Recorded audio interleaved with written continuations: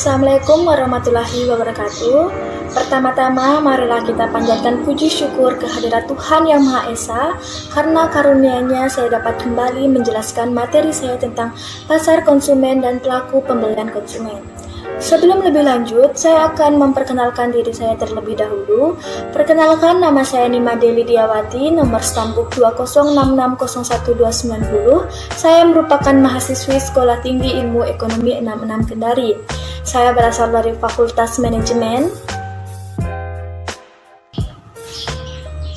Sebelum lebih dalam kita membahas materi ini, pertama-tama kita harus tahu terlebih dahulu apa saja tujuan dalam pembelajaran ini. Nah, yang pertama, dapat menjelaskan definisi pasar konsumen. Yang kedua, menyebutkan 4 faktor utama yang mempengaruhi perilaku pembelian konsumen. Yang ketiga, menyebutkan dan mendefinisikan perilaku keputusan pembelian konsumen.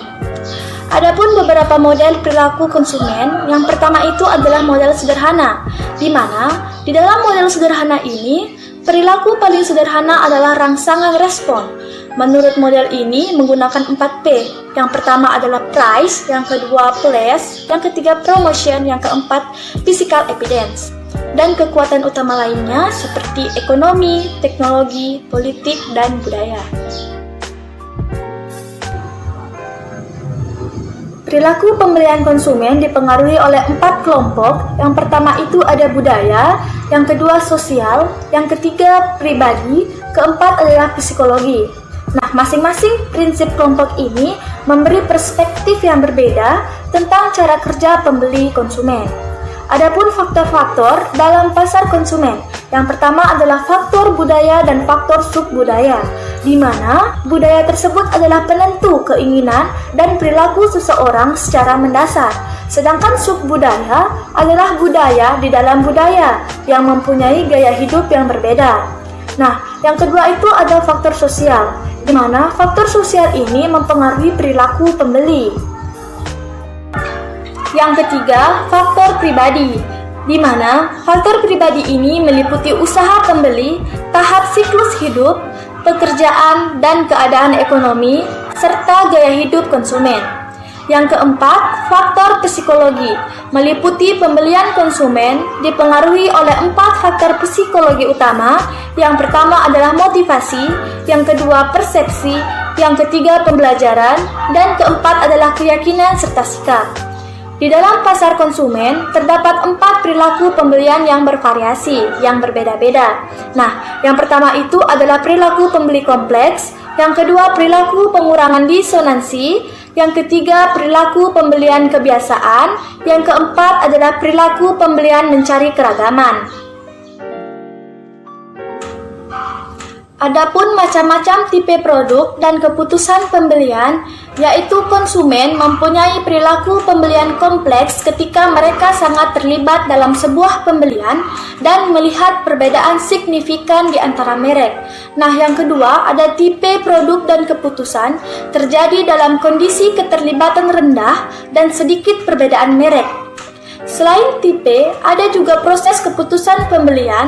Yang pertama adalah pengenalan kebutuhan, yang kedua perencanaan informasi, yang ketiga adalah evaluasi alternatif, yang keempat adalah keputusan pembelian, yang kelima adalah perilaku pasca pembelian. Nah, selain tipe dalam proses keputusan pembeli, tugas pemasar adalah memahami perilaku pembeli pada masing-masing tahap pengaruh yang berlaku. Nah, sekarang saya akan menjelaskan bagaimana proses keputusan pembelian. Yang pertama, selama pengenalan, keputusan konsumen mengenali masalah atau keputusan yang dapat dipuaskan oleh produk atau jasa di pasar. Yang kedua, bagaimana proses kebutuhan konsumen, yaitu dengan informasi di tangan, konsumen melanjutkan usahanya ke evaluasi alternatif, di mana selama tahap ini informasi digunakan untuk mengevaluasi merek di dalam kelompok pilihan. Di dalam perilaku pembelian, proses adopsi produk dikelompokkan menjadi 5. Yang pertama adalah kesadaran, yang kedua adalah minat, yang ketiga adalah evaluasi, yang keempat adalah mencoba, dan kelima adalah adopsi. Adapun macam-macam proses adopsi produk, yang pertama adalah konsumen harus menyadari bahwa produk tersebut sudah ada.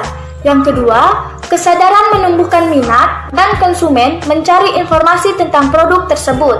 Nah, yang kedua, proses adopsi produk tersebut adalah konsumen mencoba produk dalam skala kecil.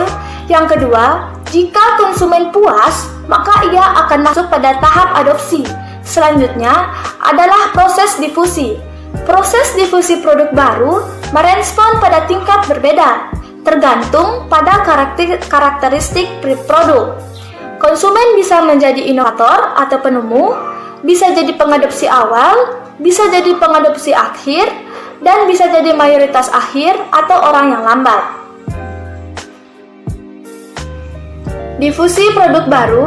Di dalam difusi baru, terdapat respon konsumen 1. Penemu bersedia mencoba ide baru yang beresiko.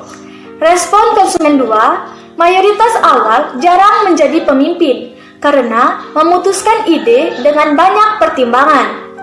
Respon konsumen 3, produsen mencoba membawa produk mereka agar diperhatikan oleh pengadopsi awal yang potensial, terutama mereka yang jadi pemimpin opini. Mungkin itu saja materi yang dapat saya paparkan dan saya jelaskan kepada rekan-rekan. Semoga bermanfaat untuk kita semua. Kurang dan lebihnya mohon dimaafkan. Saya akhiri dengan ucapan terima kasih dan wabillahi taufiq wal hidayah. Wassalamualaikum warahmatullahi wabarakatuh.